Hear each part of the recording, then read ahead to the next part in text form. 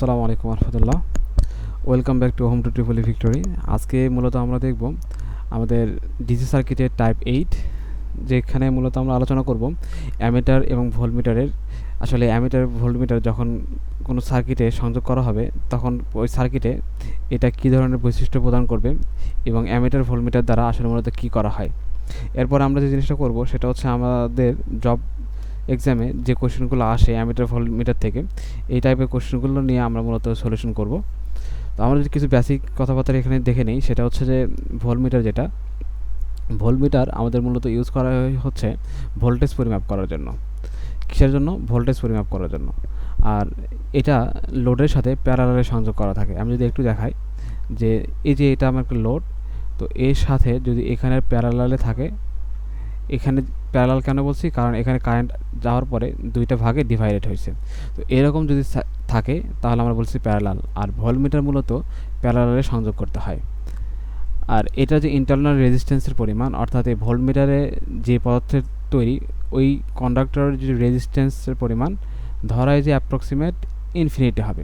Infinity অর্থ হচ্ছে কি, যে এখানের বাধার পরিমাণ অনেক বেশি হবে, অর্থাৎ এইখান দিয়ে কোনো কারেন্ট ফ্লো হতে পারবে না।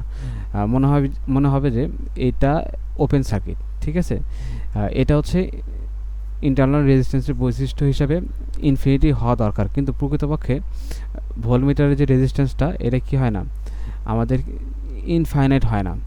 তো সার্কিটের সমাধান করার ক্ষেত্রে আমরা মূলত যে ভোল্টমিটার যে রিডিং যদি নিতে চাই, তাহলে আমরা কি করব, এই দুই প্রান্তে দুইটা ভোল্টমিটারের দুটো নব ধরবো। অর্থাৎ ভোল্টমিটার মূলত আমাদের এরকম একটা বক্স থাকে, সেখানে একটা পজিটিভ নব একটা নেগেটিভ নব থাকে। তো এই দুইটা নব আমরা যদি এই দুইটা পয়েন্টে ধরি, তাহলে আমরা মূলত ভোল্টেজ পরিমাপ করতে পারবো। আর অনেক সময় আমাদের ভোল্টেজ পরিমাপ করার জন্য এরকম করে কেভিএলও নেওয়া লাগতে পারে। তো আমরা মূলত কেভিএল নিয়ে আলোচনা করব না, আমরা মূলত ভোল্টমিটার নিয়ে আলোচনা করব। এরপরে আমরা যেটা করব সেটা হচ্ছে আমরা অ্যামিটার দেখব। তো অ্যামিটার হচ্ছে যেটা কি করে, কোনো একটা সার্কিটের কারেন্ট পরিমাপ করে। অ্যামিটার এই যে সার্কিট যে পরিমাণ কারেন্ট ফ্লো হচ্ছে, আমাদের এইখানে অ্যামিটারটা কি করতে হবে, সিরিজে সংযোগ করতে হবে। অ্যামিটারটা এখানে কিসে থাকবে, সিরিজে সংযুক্ত করা থাকবে। আর অ্যামিটারের সিম্বল হচ্ছে এ। যখন এই সার্কিটে কারেন্ট ফ্লো হবে, সেই কারেন্টটা এই অ্যামিটারের মাধ্যমে পরিমাপ করা হবে। আর অ্যাপ্রক্সিমেটলি অ্যামিটারের যে রেজিস্ট্যান্স, এটা অ্যাপ্রক্সিমেটলি 0 ধরা হয়। অর্থাৎ এই যে কন্ডাক্টরে লাগানো আছে, কন্ডাক্টরের ভিতর দিয়ে যাতে কারেন্টটা সহজেই পাস করতে পারে।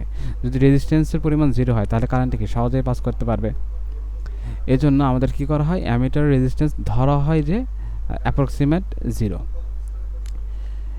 তো নোট এখানে কি দিচ্ছে, যে যেহেতু অ্যামিটার ইন্টারনাল রেজিস্ট্যান্স 0, সার্কিট সমাধানের সময় অ্যামিটারকে শর্ট ধরে সার্কিট সমাধান করতে হবে। অর্থাৎ আমরা যে অ্যামিটারটা যদি এখানে লাগাই, এই সার্কিটের এখানে লাগাই, এই সিরিজ পাথে যদি আমি লাগাই, তাহলে এই অ্যামিটারের মাধ্যমে কোনো কারেন্ট বাধাপ্রাপ্ত হবে না। আমরা মূলত এটাই ধরে নেব।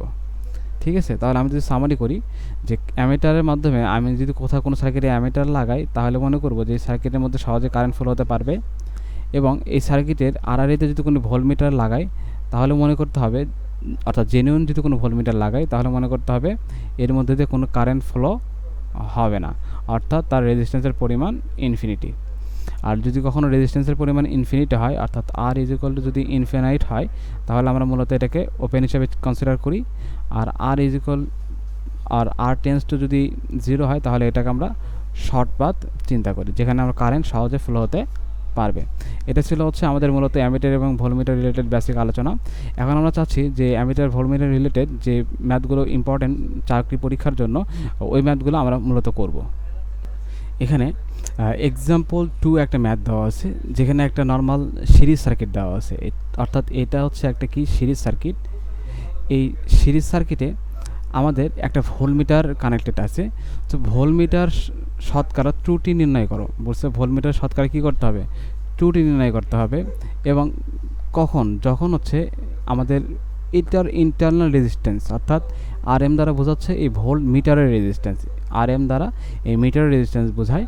অর্থাৎ যখন এই ভোল্টমিটার রেজিস্ট্যান্স 10, 100 এবং এটা আইডিয়াল হবে, তখন মূলত আমাদের ইরোরটা কেমন হবে, মূলত আমাদের এটা ফাইন্ড আউট করতে হবে। ঠিক আছে, তো আমরা প্রথমে যে জিনিসটা করব সেটা হচ্ছে, আমরা নর্মালি যদি সার্কিটটা সলিউশন করি,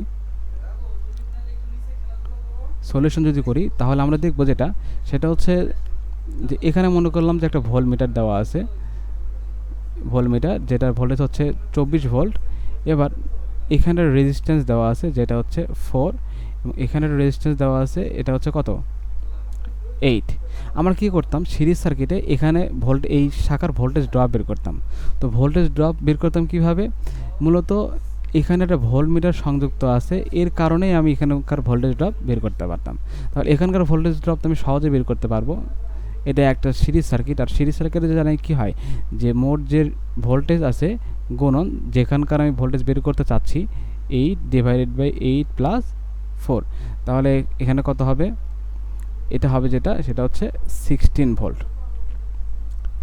তো এইটাকে আমরা বলতে পারছি যে এটা মেজার্ড ভ্যালু, অর্থাৎ আমরা যে ভ্যালুটা ভোল্টমিটারের মেজার করছি ওই রেজিস্ট্যান্সের মধ্যে দিয়ে সেটাকে বলা হচ্ছে মেজার্ড ভ্যালু এখানকার। এখন আমরা মূলত ইন্টারেস্টেড যে আসলে সার্কিটের ইরর কত হবে, অর্থাৎ এই ভোল্টমিটারের কারণে ইরর কত হবে। এখন 1 নং কন্ডিশনে যেটা বলছে সেটা হচ্ছে RM, অর্থাৎ এই মিটারের রেজিস্ট্যান্স যদি 10 ওহম হয় তাহলে কি হবে। তো ফার্স্ট যে কন্ডিশন বলছে মিটারের রেজিস্ট্যান্স যদি 10 ওহম হয় তাহলে যেটা হবে সেটা হচ্ছে এখানে ভোল্টেজ হচ্ছে 24 আর এখানে রেজিস্ট্যান্স হচ্ছে 4 আর এখানকার রেজিস্ট্যান্স হচ্ছে 8। তো ভোল্টমিটার রেজিস্ট্যান্স মূলত ভোল্টমিটারের সাথে প্যারালালে কানেক্ট করতে হয়। ভোল্টমিটারের রেজিস্ট্যান্স কী করতে হয়, ভোল্টমিটারের সাথে প্যারালালে কানেক্ট করতে হয়। তাহলে প্যারালালে কানেক্ট করা মানে কি, এই 8 ওহমের সাথে প্যারালালে কানেক্ট করা। সেটা প্রথম কন্ডিশনে বলছে যদি 10 হয়, কত হয় 10 হয়, তাহলে এই ভোল্টমিটারের ট্রু রিডিং কত হবে, অর্থাৎ ভিটি ট্রু রিডিং এটা কত হবে এটা আমাকে ফাইন্ড আউট করতে হবে। তাহলে আমরা যদি একটা জিনিস খেয়াল করি যে এটা কিভাবে আছে, এখানে ভিটি সমান আমরা লিখতে পারি আমাদের নর্মাল কি এটা এই অংশটুকু কি প্যারালাল আর এইটার সাথে কি আছে সিরিজে। তাহলে আমরা কীভাবে লিখতে পারি যে 24 গুণন 8 parallel 10 divided by 8 parallel 10 plus হচ্ছে এখানকার হচ্ছে 4 যেটা কিনা কিসে আছে সিরিজে আছে। আচ্ছা এটা প্যারালাল করলাম কেন, তার মানে আমরা মূলত একবারই হচ্ছে এই পয়েন্টের ভোল্টেজ আমরা বের করতে চাচ্ছি। তাহলে আমরা যদি ক্যালকুলেশন করি তাহলে আমি যেটা পাবো সেটা হচ্ছে 24 গুণন 8 parallel plus 10 parallel whole parallel divided by 8 parallel plus 10 parallel whole parallel plus 4। তাহলে কত পাচ্ছি 12.63, এটা পাচ্ছি আমি 12.63।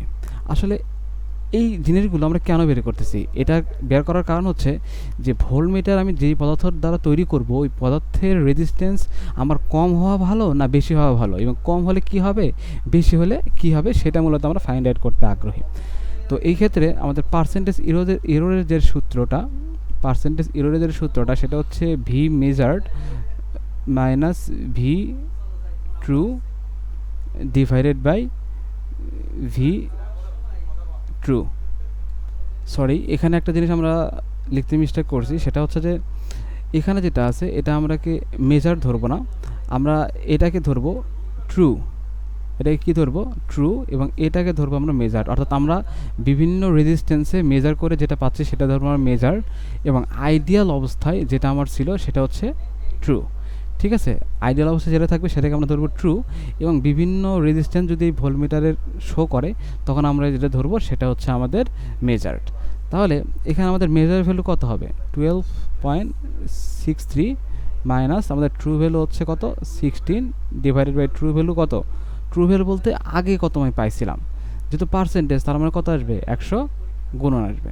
এখন আমি যেটা ক্যালকুলেশন করি তাহলে যেটা পাবো সেটা হচ্ছে answer minus 16 divided by 16 multiply by 100, equation যেটা আসবে সেটা হচ্ছে মাইনাস 21.05 মাইনাস 21.05। অর্থাৎ আমার এররের পরিমাণটা নেগেটিভ কেন, কারণ আমার যে মেজার্ড ভ্যালু আমার যেরকম হওয়া দরকার ছিল তার থেকে অনেক কম, এই জন্য আমাদের এররের পরিমাণটা নেগেটিভ আসছে। এবার আমি 2 নং কন্ডিশনে সিমিলার সূত্রে আমি যদি এক কাজ করি আর এম এর মান যদি 100 বসাই, অর্থাৎ এখানকার যে রেজিস্ট্যান্সের পরিমাণ এটা যদি আমি 100 বসাই, তাহলে সেম সূত্রে আমরা কি করতে চাচ্ছি, যে মেজার যে ভ্যালুটা এটা আমরা করতে চাচ্ছি 100। তাহলে এটা এখানে 10-এর জায়গায় কত হবে, জাস্ট 100। তাহলে আমরা এখানে কি লিখতে পারি, 24 গুণন 8 প্যারালাল 100 ডিভাইডেড বাই 8 প্যারালাল 100 যোগ আমরা লিখতে পারি হচ্ছে 4, অর্থাৎ এই দুটো প্যারালাল হবে এবং এটা সিরিজ। তাহলে আমরা যেটা ক্যালকুলেশন করি তাহলে যেটা পাবো সেটা হচ্ছে, আমরা এখানে জাস্ট যেহেতু ক্যালকুলেশন করা আছে আমরা জাস্ট এখানে কী করবো, 100 বসাই দেবো। 10-এর জায়গায় কত হবে, যেহেতু জাস্ট ওই ভ্যালুটা চেঞ্জ, আমরা জাস্ট এখানে কী করবো, ভ্যালুটা পুট করে দেবো। তাহলে আমরা আসছে হচ্ছে কত, 15.58। তাহলে কত আসছে, 15.58 ভোল্ট। তার মানে আমাদের যে ভোল্টেজটা আসার কথা ছিল, ভোল্টেজটা যেটা আসার কথা ছিল 16 ভোল্ট, অর্থাৎ ভোল্টমিটার যদি আমার আইডিয়াল হতো, এখানে যদি আমার কি কোনো রেজিস্ট্যান্স না থাকতো, এখানে যদি আমার কোনো রেজিস্ট্যান্স না থাকতো, তাহলে আমাদের ভোল্টমিটারটা দিত 16 ভোল্ট। আর যেহেতু এখানে রেজিস্ট্যান্স আছে, সেই কারণে রেজিস্ট্যান্সের কী ইফেক্ট হচ্ছে, এই কারণে আমরা দেখতেছি যে যদি 10 ওহম হয়, তাহলে যে ভোল্টেজ ড্রপ হচ্ছে বা যে ভোল্টেজ আমরা মূলত মেজার করতে পারছি, তার তুলনায় যদি রেজিস্ট্যান্সের মান বেড়ে যায়, তাহলে আমরা ভোল্টেজ আরও বেশি মেজার করতে পারছি, যেটা আমাদের ডিজায়ার ভোল্টেজের কাছাকাছি।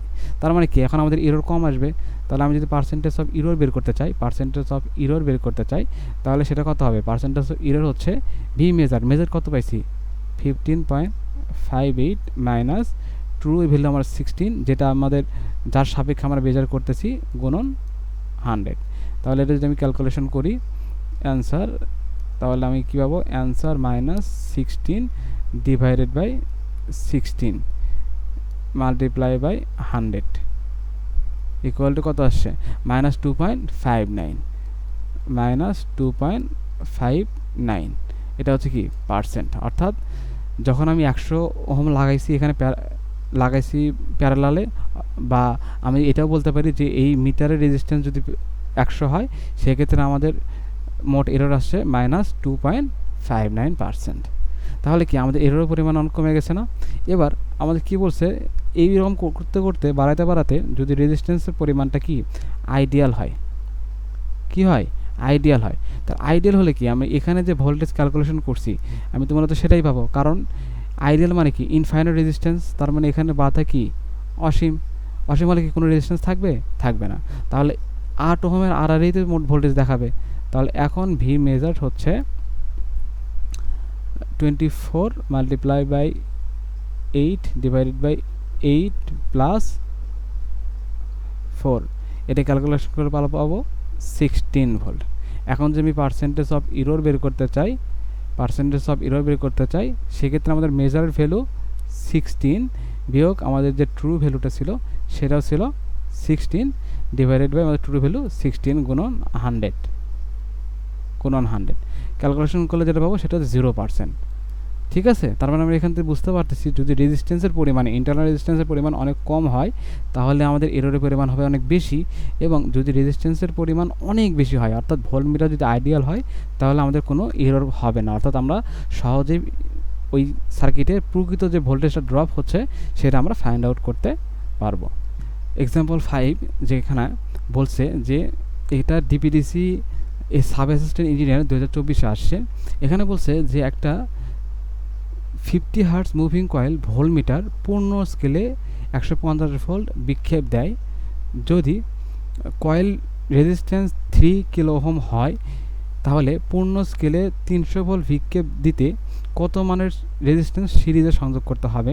এবং 2 নম্বর যেটা বলছে যে যদি সার্কিটের মোট ভোল্টেজ 200 হয়, তবে ভোল্টমিটার রিডিং কত হবে, এটা আমাকে ফাইন্ড আউট করতে হবে। তো আমরা যদি একটা সলিউশন করি, তাহলে আমরা ইজিলি এটা সলিউশন করতে পারবো কীভাবে, যে একটা ভোল্টমিটার, মনে করলাম যে এখানে একটা ভোল্টমিটার আছে যেটা কিনা একটা রেজিস্ট্যান্সের আড়াআড়িতে সংযুক্ত, আর এখানে পুরো আমার একটা সার্কিট আছে, ধরলাম এখানে আমার একটা সার্কিট আছে যেটা কিনা 50 হার্টজ অপারেট হচ্ছে।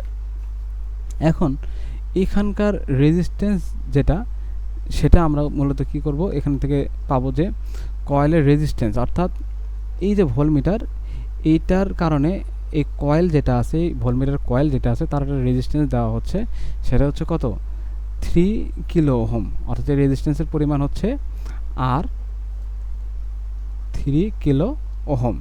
এবং এই ভোল্টমিটার এখন যেটা বিক্ষেপ দিচ্ছে, অর্থাৎ এখানে যে রেজিস্ট্যান্স আছে, এখানে যে আমাদের রেজিস্ট্যান্স আছে তার কারণে যে আমার বিক্ষেপটা দিচ্ছে সেই ভোল্টেজ হচ্ছে 150 ভোল্ট।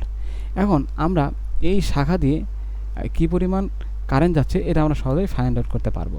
কীভাবে ফাইন্ড আউট করবো, যে আই ইজ ইকুয়াল টু এখানকার মোট ভোল্টেজ কত 150 বাই হচ্ছে রেজিস্ট্যান্স হচ্ছে 3, তাহলে 3 করলে কত হয় 50 মিলি অ্যাম্পিয়ার। তার মানে এই শাখার কারেন্ট কত 50 মিলি অ্যাম্পিয়ার। এখন কি বলছে যে কখন আমরা ভোল্টেজ বেশি পাবো, যখন সিরিজে আমাদের অতিরিক্ত রেজিস্ট্যান্স সংযুক্ত হবে তখন আমরা ভোল্টেজ বেশি পাবো। তাহলে আমরা যদি ক্যালকুলেশন করি তাহলে যেটা পাবো সেটা হচ্ছে মোট আর পাবো আমাদের এই সার্কিটের কারেন্টের পরিমাণ যদি সেম থাকে অর্থাৎ 50 থাকে, আর সমান কি ভি বাই আই, তাহলে কারেন্টের পরিমাণ যদি সেম থাকে এবং মোট ভোল্টেজ যেটা আছে সেটা কত বিক্ষেপ পেতে চাই 300, তাহলে এখন আমরা এটা যদি ক্যালকুলেশন করি তাহলে পাবো 6 কিলো ওহম। অর্থাৎ এই যে ব্রাঞ্চটা আছে এই ব্রাঞ্চের মোট রেজিস্ট্যান্স হবে হচ্ছে 6 কিলো ওহম। ঠিক আছে, আর ভোল্টমিটারের কারণে আমাদের মূলত এই শাখায় আগে থেকে ছিল 3, আর এখানে একটা রেজিস্ট্যান্স আমরা লাগাবো সিরিজে, আর এখানে আমরা মোট 300 ভোল্ট, মোট কত ভোল্ট 300 ভোল্ট বিক্ষেপের জন্য দেখলাম রেজিস্ট্যান্সের পরিমাণ হচ্ছে 6 কিলো। তাহলে আমরা সিরিজ সার্কিটে কী জানি যে কারেন্টের রেজিস্ট্যান্সটা সমান হয়, তাহলে আরটির সমান কী লিখতে পারি 3 প্লাস আর, যেখানে আরটির ভ্যালু কত 6, তাহলে আমরা যদি এখান থেকে ক্যালকুলেশন করি আর সমান পাবো হচ্ছে 3 কিলো ওহম। অর্থাৎ 3 কাজ যদি আমরা এই পাশে পাঠিয়ে দিই তাহলে 6 মাইনাস 3 আমরা পাবো কত 3 কিলো ওহম। এটা হচ্ছে আমাদের 1 নম্বর কোশ্চেনের অ্যান্সার। এটা হচ্ছে আমাদের কত 1 নং কোশ্চেনের অ্যান্সার। এবার আমরা যাচ্ছি 2 নং কোশ্চেনের অ্যান্সার বের করতে। বলছে যদি সার্কিটের মোট ভোল্টেজ 200 হয়, অর্থাৎ সার্কিটের সাপ্লাই যদি 200 হয় তবে ভোল্টমিটার রিডিং কত। তার মানে এই যে এখন যে ভোল্টমিটার আছে এই ভোল্টমিটারের রিডিংটা কত হবে এটা আমাকে ফাইন্ড আউট করতে হবে। এখন আমরা যদি একটু খেয়াল করি যে ভোল্টমিটারের যে নিজস্ব রেজিস্ট্যান্স সেটা কত 3 কিলো ওহম, তাহলে আমি যে ভোল্টমিটারের রিডিং বের করতে চাই তাহলে মোট ভোল্টেজ কত যদি 200 দেই গুণন এই ভোল্টমিটারের যে রেজিস্ট্যান্স, আমি যদি এখানে ভোল্টমিটারটা দেখাই যে এখানকার ভোল্টমিটারের যে নিজস্ব রেজিস্ট্যান্স আছে তার কারণে ভোল্টমিটার কত রিডিং দিবে, তাহলে মোট ভোল্টেজ কত 200। আর কোথায় বের করতে চাচ্ছি এই 3 কিলো ওহমের, সেটা 3 ডিভাইডেড বাই 3 প্লাস এই সিরিজের সংযুক্ত রেজিস্ট্যান্সের ভ্যালু আমরা কত বের করছি 3, তাহলে যদি আমরা ক্যালকুলেশন করি তাহলে যেটা পাবো সেটা হচ্ছে 100 ভোল্ট। তাহলে এই টাইপের অঙ্ক করার ক্ষেত্রে আমরা কী করব, প্রথমে এই শাখা দিয়ে কী পরিমাণ কারেন্ট যাচ্ছে, এই শাখা দিয়ে কী পরিমাণ কারেন্ট যাচ্ছে কারেন্ট বের করতে পারবো। আর যদি কারেন্ট বের করা আমাদের হয়ে যায় তাহলে আমরা কারেন্টকে ইউজ করে আমরা কী করতে পারবো মোট রেজিস্ট্যান্স বের করতে পারবো। আর মোট রেজিস্ট্যান্সের পরিমাণ যদি দেখি যে আমাদের মিটারের রেজিস্ট্যান্সের চেয়ে বেশি তাহলে আমরা বুঝবো যে সিরিজে সংযোগ করতে হবে। আর যদি মোট রেজিস্ট্যান্সের পরিমাণ আমাদের মিটারের রেজিস্ট্যান্সের চেয়ে কম হয় তাহলে আমাদের বুঝতে হবে যে প্যারালালে সংযোগ করতে হবে। ক্লিয়ার? তারপরে আমরা আমাদের ডিজায়ার যে ভ্যালুগুলো আছে ওই ডিজায়ার ভ্যালুগুলো সহজেই ফাইন্ড আউট করতে পারবো। তো এতক্ষণ সাথে থাকার জন্য ধন্যবাদ সবাইকে। Stay connected, learn together. আসসালামু আলাইকুম রহমতুল্লাহ।